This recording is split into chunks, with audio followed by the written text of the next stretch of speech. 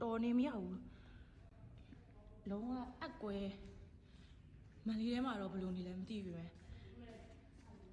မတို့ဆိုင်ရတော့တော်တော်ကိုအချင်းကြီးစိုးပြီးတော့ရှစ်ဖတ်ပြမဟုတ်လမ်းလိုက်တာအကွဲနဲ့ကိုရီးယားကြောက်အားလန့်အားနဲ့ထွက်ပြေးပါတယ်ဆိုမှဘယ်နှမ်းမှပြေးကြမရှိဘူးဘယ်ပြေးလို့ပြေးရမှန်းမသိဘူး